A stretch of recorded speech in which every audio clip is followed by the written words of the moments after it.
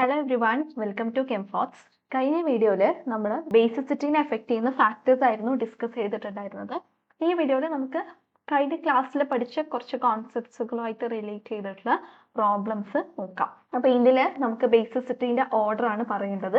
അപ്പോൾ ഈ ഒരു ക്വസ്റ്റ്യൻ്റെ അകത്ത് രണ്ട് കേസ് വരുന്നുണ്ട്. ഒന്ന് ഗേഷ്യസ് സിസ്റ്റം അല്ലെങ്കിൽ ഗേഷ്യസ് സ്റ്റേറ്റിലും അതേപോലെ തന്നെ നമ്മുടെ polar സോൾവെൻസിൽ.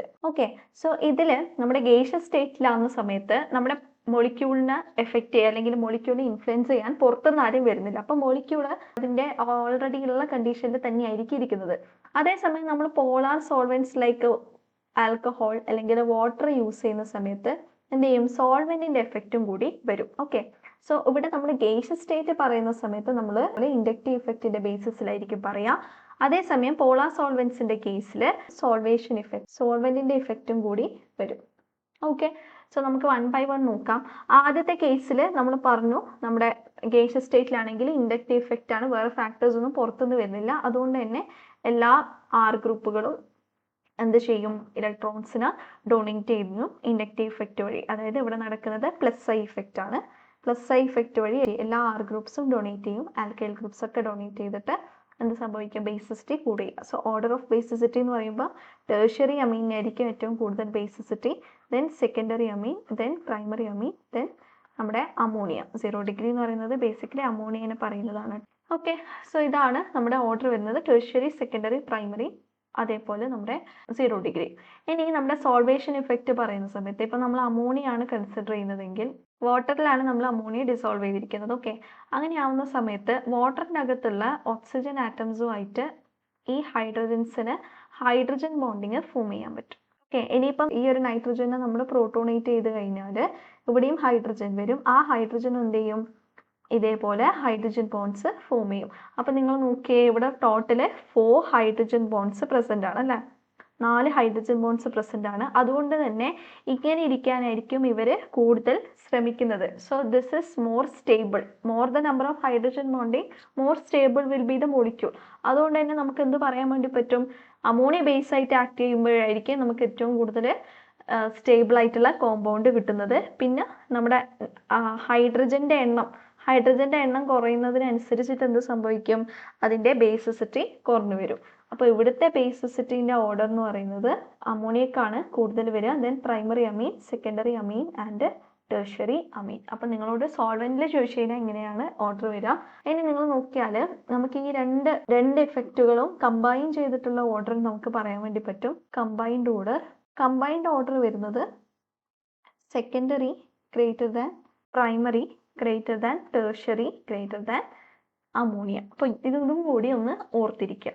Next question: arrange the following amino acids in the decreasing order of their basicity. ബേസിസിന്റെ ഡിക്രീസിങ് ഓർഡർ ആണ് ചോദിക്കുന്നത്. ഓക്കെ, അപ്പം ഇത് വളരെ സിമ്പിൾ ആയിട്ടുള്ള ക്വസ്റ്റ്യൻ ആണ്. ഇൻഡക്റ്റീവ് ഇഫക്റ്റ് വെച്ച് നമുക്ക് സോൾവ് ചെയ്യാം. അപ്പോൾ ഫസ്റ്റ് വൺ എടുത്തു കഴിഞ്ഞാൽ ഇവിടെ നമുക്ക് 2 ആൽക്കൈൽ ഗ്രൂപ്പ് ഉണ്ട്. അതുകൊണ്ട് തന്നെ 2 പേരും എന്ത് ചെയ്യും? +I ഇഫക്റ്റ് വഴി ഇലക്ട്രോൺ ഡെൻസിറ്റി കൂട്ടും. ഇനി ഇവിടെയാണെങ്കിലോ പ്രത്യേകിച്ച് ഇലക്ട്രോൺ ഡെൻസിറ്റി കൂട്ടാൻ ആരുമില്ല. ഇവിടെ ആണെങ്കിൽ ഒരു +I ഇഫക്റ്റ്, ഒരു ഗ്രൂപ്പാണ് പ്രസന്റ് ആയിട്ടുള്ളത്. സോ ഏറ്റവും കൂടുതൽ ബേസിക് ആവുന്നത് ആരായിരിക്കും? A ആയിരിക്കും, ദെൻ C ആയിരിക്കും, ദെൻ ആര് വരും? B വരും. സോ ഓപ്ഷൻ A ആണ് കറക്റ്റ് ആൻസർ. നെക്സ്റ്റ് ക്വസ്റ്റ്യൻ ഇതാണ്: CH3 twice NH, അതേപോലെ ഇത് നമ്മുടെ സെക്കൻഡറി അമീനാണ്, ഇത് നമ്മുടെ ടേർഷ്യറി അമീനാണ്, ഇത് നമ്മുടെ അനിലീൻ ബെൻസമീൻ ആണ്, അനിലീൻ. ദെൻ ഇത് നമ്മുടെ അറോമാറ്റിക് ആയിട്ടുള്ള സെക്കൻഡറി അമീനാണ്. ഓക്കെ, സോ നമുക്കിത് വരച്ചു നോക്കാം. അപ്പോൾ ആദ്യം നിങ്ങൾ നോക്കുന്ന സമയത്ത് ഇത് രണ്ടും അലിഫാറ്റിക് അമീൻസ് ആണ്. അതേസമയം നമ്മുടെ ലാസ്റ്റത്തെ 2 അറോമാറ്റിക് അമീൻസ് ആണ്. ഓക്കെ, ഇനി ഇത് രണ്ടും കമ്പയർ ചെയ്യുന്ന സമയത്ത് ആർക്കായിരിക്കും ബേസിസിറ്റി കൂടുതൽ വരിക? നമ്മുടെ ടേർഷ്യറി അമീൻ, ഇതിനായിരിക്കും ബേസിസിറ്റി കൂടുതൽ വരുന്നത് ഇതിനേക്കാളും. സോ നമുക്ക് പറയാം B ഗ്രേറ്റർ ദാൻ A എന്ന് പറയാം. ഓക്കെ, ഇനി നമ്മൾ ഇത് രണ്ടും കമ്പയർ ചെയ്യുന്ന സമയത്ത് ഇവിടെ ആക്ച്വലി സംഭവിക്കുന്നത് നമ്മുടെ ലോൺ പെയർസ് ഓൺ നൈട്രജൻ്റെ മേലെയുള്ള ലോൺ പെയർ റിങ്ങിലോട്ട് പോകും. ഓക്കെ, റിങ്ങിൽ കോൺജുഗേഷനിലായിരിക്കും 2 കേസിലും. അതുകൊണ്ട് തന്നെ അലിഫാറ്റിക് അമീൻസിന് കമ്പയർ ചെയ്യുന്ന സമയത്ത് ഇവരുടെ രണ്ടാളുടെയും ബേസിസിറ്റി എന്തായിരിക്കും? കുറവായിരിക്കും. കാരണം റിങ്ങിൽ കോൺജുഗേറ്റഡ് ആയതുകൊണ്ട് തന്നെ ഇവരുടെ രണ്ടാളുടെയും ബേസിസിറ്റി കുറവായിരിക്കും. അപ്പോൾ നിങ്ങൾ നോക്കൂ, ഇനി ഇവർ രണ്ടും കമ്പയർ ചെയ്യുന്ന സമയത്ത് ഇവിടെ എന്തുണ്ട്, ഒരു പ്ലസ് ഐ ഇഫക്റ്റ് പോസിബിൾ ആണ്. ഓക്കെ, അപ്പം ഇവിടെ കമ്പാരിറ്റീവ്ലി ഇലക്ട്രോൺ ഡെൻസിറ്റി എന്ത് ചെയ്യും, കൂടും. അതുകൊണ്ട് തന്നെ നമുക്ക് എന്ത് പറയാൻ പറ്റും, ഡി ഗ്രേറ്റർ ദാൻ സി അങ്ങനെ പറയാം. ഇനി ഇവരുടെ രണ്ടാളുടെയും ബേസിസിറ്റി ആയിരിക്കും എന്ത് ചെയ്യുക, കൂടുതൽ കമ്പയർഡ് ടു അരോമാറ്റിക് അമീൻസ്. അരോമാറ്റിക് അമീൻസിൽ കോൺജുഗേഷൻ കാരണം കോൺജുഗേഷൻ കൂടുതലായതുകൊണ്ട് തന്നെ എന്ത് സംഭവിക്കും, ബേസിസിറ്റി കുറയും. അപ്പോൾ നമുക്ക് ഓർഡർ എന്ത് വരും, B greater than A greater than D greater than C. Next question ഇതാണ്, ഫോർത്ത് ക്വസ്റ്റ്യൻ വരുന്നത് ഇതാണ്. ഇതിൽ നമ്മൾ നോക്കേണ്ടത് ഓക്സിജന്റെ ഡോണറബിലിറ്റി ആണ്. ഓക്കെ, ഏതിലായിരിക്കും ഓക്സിജന് ഏറ്റവും നന്നായിട്ട് ഡൊണേറ്റ് ചെയ്യാൻ പറ്റുക. ബേസിക്കലി ബേസിക് സ്ട്രെങ്ത് തന്നെയാണ് നമ്മളോട് ചോദിക്കുന്നത്. ഇവിടെ നമ്മൾ വരുന്ന ഒരു കീ പോയിന്റ് എന്ന് പറയുന്നത് angle is directly proportional to s character, it is directly proportional to electronegativity. Okay, ഇനി നിങ്ങൾ ശ്രദ്ധിക്കേണ്ട കാര്യം, നമുക്കറിയാം ഇലക്ട്രോനെഗറ്റിവിറ്റി കൂടുന്ന സമയത്ത് എന്ത് സംഭവിക്കും, ബേസിസിറ്റി കുറയും ആണല്ലോ. അപ്പം നമ്മൾ നോക്കേണ്ട ആംഗിൾ എന്ന് പറയുന്നത് ഈ പുറത്തുള്ള ആംഗിൾ ആണ്. ഈ ആംഗിൾസ് തമ്മിലുള്ള ഡിഫറൻസ് ആണ് നമ്മൾ നോക്കേണ്ടത്. ഓക്കെ, എവിടെയാണോ ഈ ഒരു ആംഗിൾ കൂടുതൽ വരുന്നത് അവിടുത്തെ ഓക്സിജൻ ലെസ് ബേസിക് ആയിരിക്കും. ക്ലിയർ ആണല്ലോ. അപ്പം നിങ്ങൾ നോക്കൂ, ഇപ്പം ഈ ഒരു ആംഗിൾ എന്ന് പറയുന്നത് നമ്മുടെ സൈക്ലോപ്രോപ്പൈൻ റിങ്ങിൻ്റെ അകത്തുള്ള ആംഗിൾ എന്ന് പറയുന്നത് കമ്പാരിറ്റീവ്ലി ചെറുതായതുകൊണ്ട് തന്നെ പുറത്തെ ആംഗിൾ വലുതായിരിക്കും. ഇവിടെയാണെങ്കിലോ ഈ ആംഗിൾ കൂടും, അതേസമയം പുറത്തുള്ള ആംഗിൾ കുറയും. ഇവിടുത്തെ ആംഗിൾ വീണ്ടും കൂടും, അപ്പം ഈ പുറത്തെ ആംഗിൾ വീണ്ടും കുറയും. ഇനി ഈ ഒരു ആംഗിൾ വീണ്ടും കൂടും, അപ്പോൾ പുറത്തുള്ള ആംഗിൾ എന്ത് ചെയ്യും, വീണ്ടും കുറയും. അപ്പോൾ ഈ ഒരു കേസിൽ നമുക്ക് പറയാം ഇവിടുത്തെ ആംഗിൾ ആയിരിക്കും എന്ത്, ഹൈ. അതുകൊണ്ട് തന്നെ നമുക്ക് എന്ത് പറയാൻ പറ്റും, which is proportional to s character. S character കൂടുതലായിരിക്കും, അതുകൊണ്ട് തന്നെ എന്ത് സംഭവിക്കും, ബേസിസിറ്റി കുറയും. ഓക്കെ, സോ ആംഗിൾ നമ്മൾ നോക്കുന്ന സമയത്ത് ഏത് ആംഗിൾ, അതായത് ആ പുറത്തുള്ള ആംഗിളാണ് നോക്കേണ്ടത്. എവിടെയാണോ ആ ആറ്റം അറ്റാച്ച്ഡ് ആയിട്ടുള്ളത് അവിടുത്തെ ആംഗിൾ ആയിരിക്കണം നോക്കേണ്ടത്. അതുകൊണ്ട് തന്നെ നമുക്ക് എന്ത് പറയാൻ പറ്റും, ബേസിസിറ്റീൻ്റെ ഓർഡർ എന്ന് പറയുന്നത് ഏറ്റവും കൂടുതൽ ബേസിക് ആരായിരിക്കും, നമ്മുടെ ഡി ആയിരിക്കും, then C, then B, then A. അപ്പോൾ നമ്മൾ റിങ്ങിൻ്റെ സൈസ് വെച്ചിട്ട് ഇങ്ങനെയായിരിക്കും നമ്മൾ ബേസിസിറ്റി ഡിറ്റർമൈൻ ചെയ്യേണ്ടത്. നെക്സ്റ്റ് ക്വസ്റ്റ്യൻ ഇതാണ്. അപ്പം ഇതിൽ നിങ്ങൾക്ക് കാണാം നൈട്രജനും അതേപോലെ ബെൻസീൻ റിങ്ങും വരുന്ന കേസാണ്. ഫസ്റ്റ് വൺ എന്ന് പറയുന്നത് ഒരു ബെൻസീൻ റിങ്ങേ ഉള്ളൂ, ഇവിടെ 2 എണ്ണം ഉണ്ട്. തേർഡ് വണ്ണിൽ 3 എണ്ണം ഉണ്ട്. നമ്മൾ നോക്കേണ്ട കാര്യം ഈ ഇലക്ട്രോൺസ് അവൈലബിൾ ആണോ, അതാണ് നമ്മൾ നോക്കേണ്ടത്. അപ്പം ഇവിടെ കോൺജുഗേഷൻ വരുന്നത് കൊണ്ട് തന്നെ ഇലക്ട്രോൺസ് അവൈലബിൾ ആയിരിക്കില്ല. So more the number of rings, എത്രമാത്രം റിങ്ങുകൾ കൂടുതലുണ്ടോ അത്രയും കോൺജുഗേഷനുള്ള പോസിബിലിറ്റി കൂടും. അങ്ങനെ കൂടുതൽ കോൺജുഗേറ്റഡ് ആയിക്കഴിഞ്ഞാൽ ഡോണറബിലിറ്റി കുറയും. അപ്പോൾ ഈ ഇലക്ട്രോൺസ് എന്ത് ചെയ്യാൻ പറ്റില്ല, നമുക്ക് ഡൊണേറ്റ് ചെയ്യാൻ പറ്റില്ല. സോ ബേസിസിറ്റീൻ്റെ ഓർഡർ എന്ന് പറയുമ്പോൾ കോൺജുഗേഷൻ കുറവ് എവിടെയാണോ അവിടെ ആയിരിക്കും കൂടുതൽ ബേസിസിറ്റി വരിക. സോ നമുക്ക് എന്ത് ചെയ്യാം, A greater than B greater than C. Next question, ഇതിൽ നമുക്ക് ആദ്യം ഹൈബ്രിഡൈസേഷൻ നോക്കാം. അപ്പം ഇവിടുത്തെ നൈട്രജൻ എന്ന് പറയുന്നത് sp3 ഹൈബ്രിഡൈസ്ഡ് ആണ്. ഇവിടുത്തെ നൈട്രജനും sp3 ആണ്. And this nitrogen is sp2. Okay, ഇനി ഈ സെക്കൻഡ് നൈട്രജൻ കൺസിഡർ ചെയ്യുന്ന സമയത്ത് ഇവിടുത്തെ നൈട്രജൻ്റെ ലോൺ പെയേഴ്സ് കോൺജുഗേഷനിലായിരിക്കും. അതായത് നമ്മുടെ ഡബിൾ ബോണ്ടോ മൈനസ് ഇഫക്റ്റ് എക്സേർട്ട് ചെയ്യും. So electrons are in conjugation. അതുകൊണ്ട് തന്നെ എന്തായിരിക്കും, ലെസ് അവൈലബിൾ ഫോർ ഡൊണേഷൻ ആയിരിക്കും. ഇനി നമ്മൾ എയും സിയും കമ്പയർ ചെയ്യുന്ന സമയത്ത് എൻ്റെ അകത്ത് sp3 ഹൈബ്രിഡൈസ്ഡ് ആയതുകൊണ്ട് തന്നെ കുറച്ചും കൂടി അവൈലബിൾ ആയിരിക്കും ഇലക്ട്രോൺസ്. അതേസമയം ഇവിടെ sp2 ഹൈബ്രിഡൈസ്ഡ് ആയതുകൊണ്ട് ഇലക്ട്രോനെഗറ്റിവിറ്റീൻ്റെ ബേസിസിൽ പറയുകയാണെങ്കിൽ നമുക്കറിയാം sp2ൻ്റെ ഇലക്ട്രോനെഗറ്റിവിറ്റിയാണ് sp3നെക്കാളും കൂടുതൽ വരിക. സോ ബേസിസിറ്റീൻ്റെ ഓർഡർ എന്ത് വരും, എക്കായിരിക്കും ഏറ്റവും കൂടുതൽ ബേസിക് സ്ട്രെങ്ത്, ദെൻ നമ്മുടെ സി വരും, ആൻഡ് ബീൻ്റെ അകത്ത് മൈനസ് ഇഫക്റ്റ് ഉള്ളത് കൊണ്ട് തന്നെ ലീസ്റ്റ് ബേസിക് ആയിരിക്കും. ഇനി ഈ ഒരു ക്വസ്റ്റ്യനിൽ നമുക്ക് നോക്കേണ്ടത് ഇതേപോലെ നമ്മുടെ ബേസിക് സ്ട്രെങ്ത് ആണ്. അപ്പോൾ ഫസ്റ്റ് കേസിൽ ഈ ഒരു കോമ്പൗണ്ട് കൺസിഡർ ചെയ്ത് കഴിഞ്ഞാൽ ഇവിടുത്തെ നൈട്രജൻ എന്ന് പറയുന്നത് sp3 ഹൈബ്രിഡൈസ്ഡ് ആണ്. അതേസമയം ബാക്കി എല്ലാത്തിലും നൈട്രജൻസ് sp2 ഹൈബ്രിഡൈസ്ഡ് ആണ് വരുന്നത്. ഓക്കെ, അപ്പോൾ നമുക്ക് പറയാൻ പറ്റും ഏറ്റവും കൂടുതൽ ബേസിക് സ്ട്രെങ്ത് വരുന്നത് എക്കായിരിക്കും. ഇനി ബിയും സിയും ഡിയും കമ്പയർ ചെയ്യാം. അപ്പം ആദ്യം നമുക്ക് ബി അവിടെ വെക്കട്ടെ. സിയും ഡിയും കമ്പയർ ചെയ്യുന്ന സമയത്ത് നമുക്കറിയാം ഈ ഒരു ഇലക്ട്രോൺസും കൂടി ഇൻവോൾവ് ആയി കഴിഞ്ഞാലാണ് സിസ്റ്റം അരോമാറ്റിക് ആവുന്നത്. രണ്ട് കോമ്പൗണ്ട് കേസിലും ഈ ഒരു സിസ്റ്റം അരോമാറ്റിക് ആവുന്നത് ഈ ഒരു ഇലക്ട്രോൺസും കൂടി ഇൻവോൾവ് ആയി കഴിഞ്ഞാലാണ്. ഓക്കെ, ഇതിൽ ഈ നൈട്രജനും ഇവിടുത്തെ ഈ നൈട്രജനും ആയിരിക്കും ഇലക്ട്രോൺസ് ഡൊണേറ്റ് ചെയ്യുക. ഇനി ഇവിടുത്തെ നൈട്രജനും നമ്മൾ കമ്പയർ ചെയ്യുന്ന സമയത്ത് നമുക്ക് കാണാൻ പറ്റും ഈ ഒരു ഇലക്ട്രോൺസ് ഡിസ്പ്ലേസ്ഡ് ആയി കഴിഞ്ഞാൽ ഈ ഒരു നൈട്രജന്റെ മേലേക്കായിരിക്കും വരുന്നത്. അപ്പോൾ ഈ ഒരു നൈട്രജന് നെഗറ്റീവ് ചാർജ് കിട്ടും. അപ്പോൾ അതെന്ത് ചെയ്യും? ഡൊണേറ്റ് ചെയ്യും. അതേസമയം നമ്മൾ ഇവിടുത്തെ ഇലക്ട്രോൺസിനെ ഡിസ്പ്ലേസ് ചെയ്ത് കഴിഞ്ഞാൽ ഈ നൈട്രജന് പ്രത്യേകിച്ച് ചാർജ് ഒന്നും വരുന്നില്ല. ഓക്കെ, ഈ നൈട്രജന് പ്രത്യേകിച്ച് ചാർജ് ഒന്നും വരുന്നില്ല. അതുകൊണ്ട് തന്നെ ഡീനെ കമ്പയർ ചെയ്യുന്ന സമയത്ത് ഡിയും സിയും കമ്പയർ ചെയ്യുമ്പോൾ ഡിക്കായിരിക്കും ബേസിസിറ്റി കൂടുതൽ വരിക. ഇനി വേറൊരു കാര്യം, നമ്മൾ പറഞ്ഞു ഈ ഒരു നൈട്രജൻ ആണ് ഡൊണേറ്റ് ചെയ്യുന്നതെന്ന്. അതേപോലെ തന്നെ ഈ ഒരു പെർട്ടിക്കുലർ നൈട്രജനെ പ്രത്യേകിച്ച് എന്ത് ചെയ്യാൻ പറ്റില്ല? ഡോണറബിലിറ്റി ഇൻക്രീസ് ചെയ്യാനൊന്നും പറ്റുന്നില്ല. അതുകൊണ്ട് തന്നെ ഈ ഒരു നൈട്രജൻ ഇവിടെ എന്ത് ചെയ്യും? മൈനസ് ഐ ഇഫക്റ്റ് ആയിരിക്കും കാണിക്കുക. ഓക്കെ, ഇവിടെ മീസോമറിക് ഇഫക്റ്റ് വഴി ഇവിടെ കൊടുക്കാനൊന്നും പറ്റുന്നില്ല. അതുകൊണ്ട് തന്നെ ഇവർക്ക് എന്തുണ്ട്? ഇൻഡക്റ്റീവ് എഫക്റ്റും കൂടി ഉണ്ട്.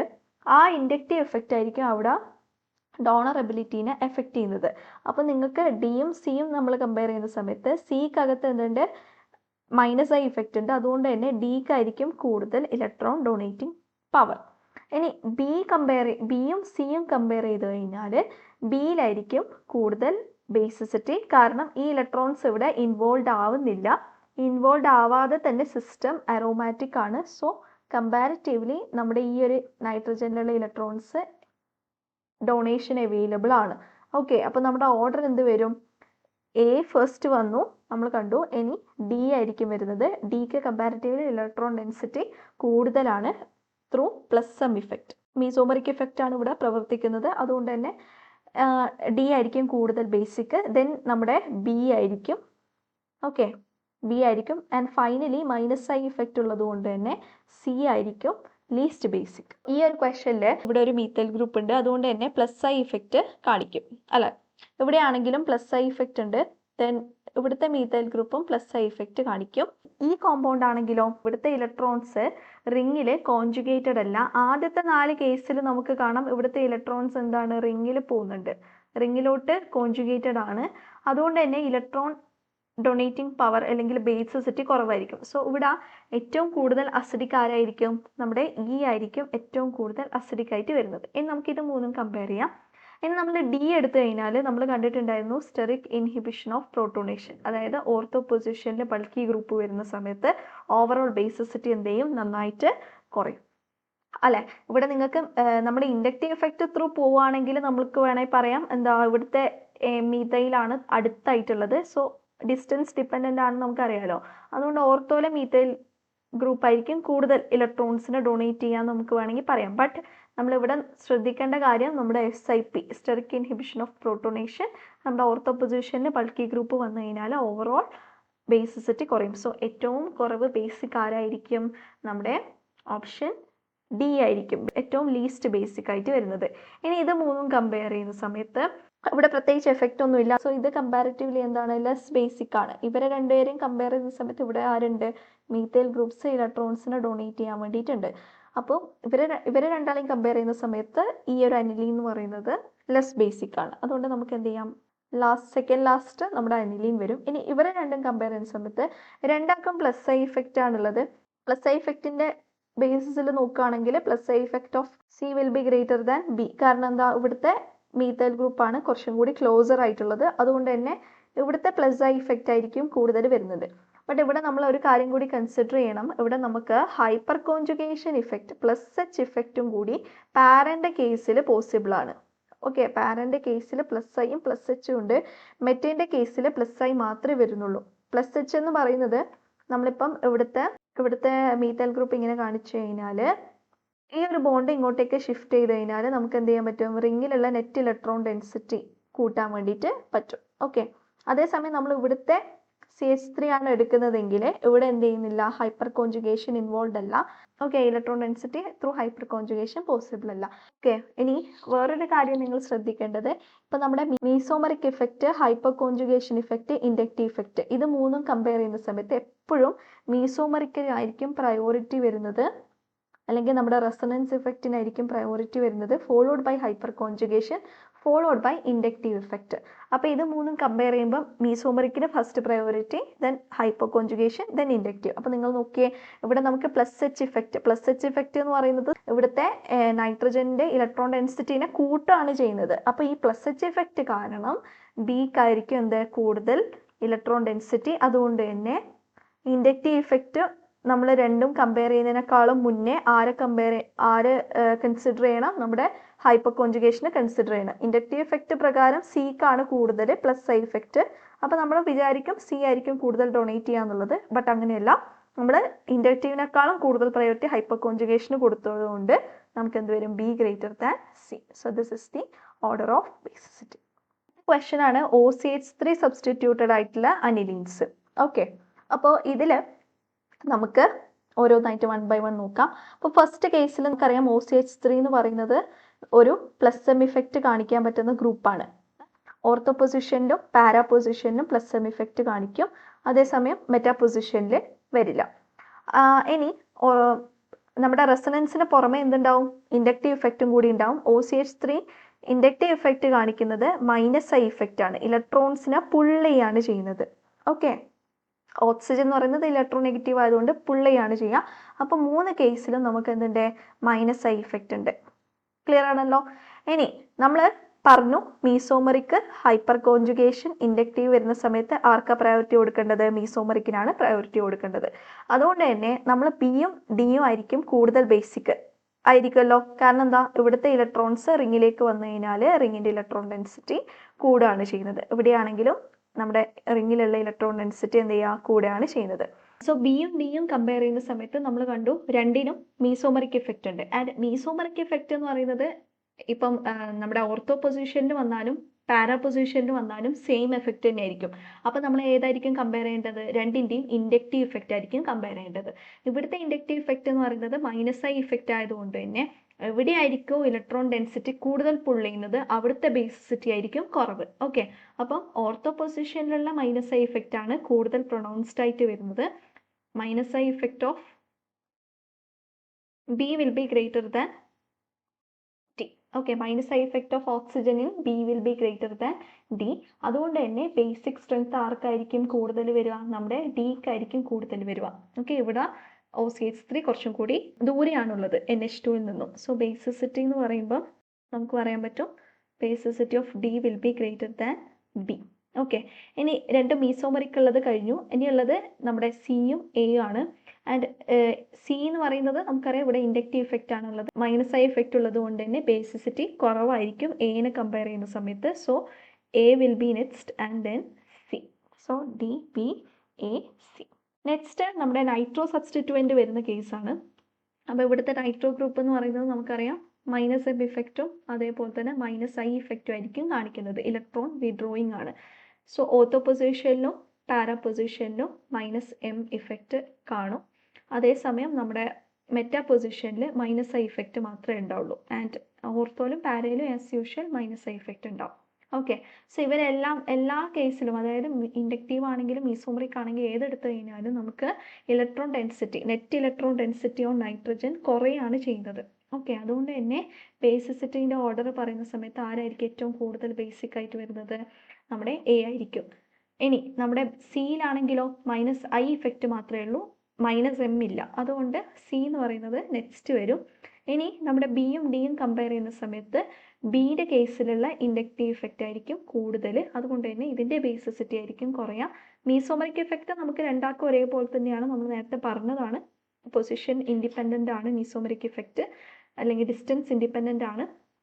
അതുകൊണ്ട് തന്നെ നമ്മൾ ഏതാ നോക്കേണ്ടത്? മൈനസ് ഐ ഇഫക്റ്റ് ആണ് നോക്കേണ്ടത്. സോ ബിൻ്റെ മൈനസ് ഐ ഇഫക്റ്റ് ആയിരിക്കും ഡിൻ്റെ മൈനസ് ഐ ഇഫക്റ്റിനേക്കാളും കൂടുതൽ വരുന്നത്. അതുകൊണ്ട് തന്നെ ബി ആയിരിക്കും ലെസ് ബേസിക്. സോ അടുത്ത ബേസിസിറ്റി ഓർഡറിൽ നെക്സ്റ്റ് വരുന്നത് ഡി ആയിരിക്കും.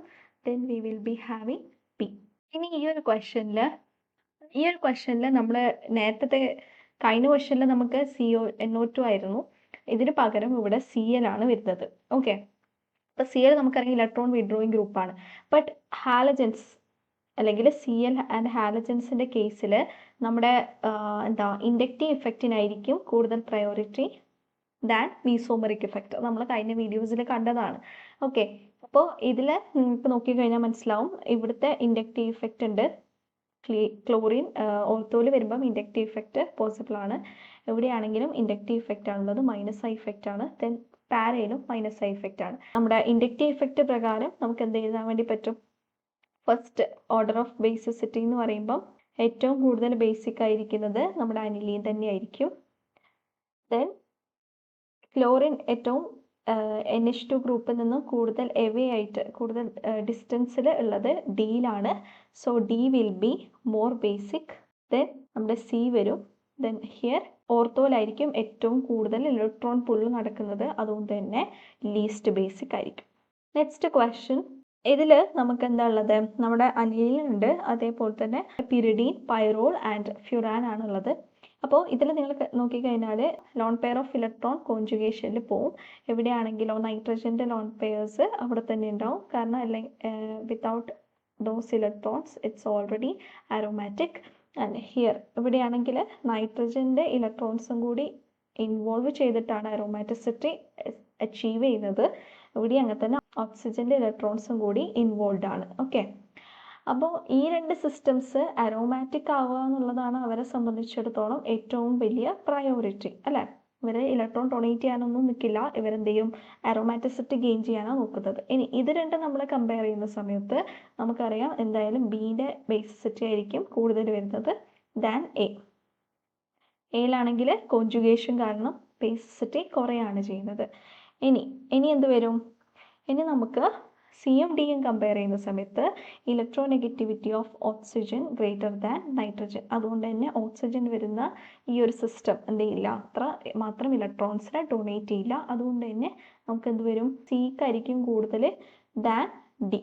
ഓക്കെ, ഇനി നമ്മുടെ തയോഫീനും കൂടി ഉണ്ടെങ്കിൽ, നമ്മുടെ തയോഫീൻ അറിയാലോ, തയോഫീനും കൂടി ഉണ്ടെങ്കിൽ ഇലക്ട്രോനെഗറ്റിവിറ്റീൻ്റെ ഓർഡർ എങ്ങനെ വരും? Oxygen, nitrogen, then sulphur. Okay, ഇപ്പോൾ സൾഫർ കുറച്ചും കൂടി ബെറ്റർ ആയിട്ട് ഡൊണേറ്റ് ചെയ്യാൻ പറ്റും. അപ്പോൾ നമ്മുടെ order B greater than A greater than E, then C, then D. Okay, next ഈ ഒരു ക്വസ്റ്റ്യൻ ആണ്. ഇതിൽ നിങ്ങൾ ശ്രദ്ധിക്കേണ്ട കാര്യം, ഇവിടുത്തെ നൈട്രജൻ്റെ ലോൺ പെയേഴ്സ് എന്താ, നമ്മളിങ്ങനെ കോൺജുഗേഷനിൽ പോവുകയാണെങ്കിൽ ലെസ് അവൈലബിൾ ഫോർ ഡൊണേഷൻ ആയിരിക്കുമല്ലോ. ആണ്. അപ്പോഴേക്കും നമുക്ക് കിട്ടുന്ന കോമ്പൗണ്ട് എന്ന് പറയുന്നത് ഇങ്ങനെ ആയിരിക്കും ഉണ്ടാവുക. ഓക്കെ, ഇവിടെ ഡബിൾ ബോണ്ട് വരും, ഇവിടെ ഓക്സിജൻ വരും, ദെൻ ഇവിടെ എന്ത് വരും? പ്ലസ് ചാർജ് വരും. പക്ഷേ നിങ്ങൾ ശ്രദ്ധിക്കേണ്ട കാര്യം, ബ്രിഡ്ജിങ് പൊസിഷനിൽ ഡബിൾ ബോണ്ട് വന്നു കഴിഞ്ഞാൽ അതെന്താണ്? വളരെയധികം അൺസ്റ്റേബിൾ ആണ്. സോ ബ്രിഡ്ജിങ് പൊസിഷനിൽ ഡബിൾ ബോണ്ട് ഈസ് അൺസ്റ്റേബിൾ. ഈ ഒരു റൂളാണ് നമ്മുടെ ബ്രെഡ്സ് റൂൾ. ഓക്കെ, അതുകൊണ്ട് ഒരിക്കലും എന്ത് വരില്ല? ഇതേപോലെ കോൺജുഗേഷനിൽ വരില്ല. അത് ഓർത്ത് വെക്കുക. അപ്പം നൈട്രജൻ്റെ ഇലക്ട്രോൺസ് അവിടെ അവൈലബിൾ ആണ് ഫോർ ഡൊണേഷൻ. ഓക്കെ, ഇനി നമ്മൾ ഈ ഒരു കോമ്പൗണ്ട് കൺസിഡർ ചെയ്ത് കഴിഞ്ഞാൽ ഇവിടെ നിങ്ങൾക്ക് കാണാം, ഇവിടെ എന്തുണ്ട്? 3 ഗ്രൂപ്പ്സ് പ്ലസ് ഐ ഇഫക്റ്റ് കാണിക്കുന്നുണ്ട് അല്ലേ. ഇവിടെയാണെങ്കിലോ ഇവിടെയും 3 ഗ്രൂപ്പുകൾ പ്ലസ് ഐ ഇഫക്റ്റ് കാണിക്കുന്നുണ്ട്. ബട്ട് ഇവിടുത്തെ ഈ ഒരു നൈട്രജൻ മൈനസ് ഐ ഇഫക്റ്റ് കാണിക്കും. ഇനി ഈ ഒരു നൈട്രജനെ സംബന്ധിച്ചിടത്തോളം ഇതിലെ ലോൺ പെയേഴ്സ് കോൺജുഗേഷനിലായിരിക്കും. വേറൊരു കാര്യമുണ്ട്, ഈ ഒരു 2 ഡബിൾ ബോൺസുമായിട്ട് മീസോമറിക് ഇഫക്റ്റ് പോസിബിൾ അല്ല, റെസൊണൻസ് പോസിബിൾ അല്ല. പക്ഷേ അവിടെ എന്ത് സംഭവിക്കും? റെസൊണൻസ് പോസിബിൾ അല്ലാത്തത് കൊണ്ട് തന്നെ ഈ 2 CO ഗ്രൂപ്പ് എന്ത് ചെയ്യും? ഇലക്ട്രോൺസിനെ മൈനസ് ഐ ഇഫക്റ്റ് വഴി പുൾ ചെയ്യും. ഓക്കെ, അപ്പോൾ ഇങ്ങനെ കോൺജുഗേഷൻ വഴി എടുക്കുന്നില്ലെങ്കിലും എന്ത് ചെയ്യും? ഇങ്ങോട്ടേക്ക് നന്നായിട്ട് പുൾ ചെയ്യുന്ന സമയത്ത് കുറച്ച് അതിൻ്റെ ഇലക്ട്രോൺ ഡെൻസിറ്റി കുറയുന്നതായിരിക്കും. ഇവിടുത്തെ നൈട്രജൻ്റെ ഇലക്ട്രോൺ ഡെൻസിറ്റി കുറയുന്നതായിരിക്കും. അപ്പോൾ നമ്മൾ നോക്കിക്കഴിഞ്ഞാൽ ഏറ്റവും കൂടുതൽ ബേസിക് ആയിട്ട് വരുന്നത് ഇയാളാണ്. ഇവിടെ പ്ലസ് ഐ ഇഫക്റ്റ് മാത്രമേ ഉള്ളൂ അല്ലേ. 3 ഗ്രൂപ്പുകൾ പ്ലസ് ഐ ഇഫക്റ്റ് എക്സേർട്ട് ചെയ്യുന്നുണ്ട്. അതുകൊണ്ട് തന്നെ ഏറ്റവും കൂടുതൽ ബേസിക് ആയിട്ട് വരുന്ന ആരാ? ഈ 3 പ്ലസ് ഐ ഇഫക്റ്റ് ഉള്ള ഗ്രൂപ്പ്സ് ആണ്. ഇവിടെയാണെങ്കിലും 3 പ്ലസ് ഐ ഇഫക്റ്റ് ഉണ്ട്, ബട്ട് കുറച്ച് മൈനസ് ഐ ഇഫക്റ്റും കൂടി ഉണ്ട്. അതുകൊണ്ട് തന്നെ ഇവിടുത്തെ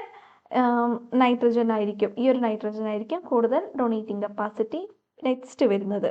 ഓക്കെ, ഇനി നമ്മൾ എയും ഡിയും കമ്പയർ ചെയ്യുന്ന സമയത്ത് എയിലുള്ള ഇലക്ട്രോൺസ് സ്റ്റിൽ അവൈലബിൾ ആണ്, കുറച്ച് ഇലക്ട്രോൺ പുള്ളുണ്ടെന്നേ ഉള്ളൂ. അതേസമയം ഇവിടെ ഈ ഡബിൾ ബോണ്ട് ഓലുള്ള ഇലക്ട്രോൺസ് എന്ത് ചെയ്യും, മൈനസ് എം ഇഫക്റ്റ് വഴി ഇങ്ങോട്ടേക്ക് ഇലക്ട്രോൺസിന് പുൾ ചെയ്യും. സോ മൈനസ് എം ഇഫക്റ്റും അതേപോലെ തന്നെ മൈനസ് ഐ ഇഫക്റ്റ് സ്റ്റിൽ അവിടെ ഉണ്ടാവും.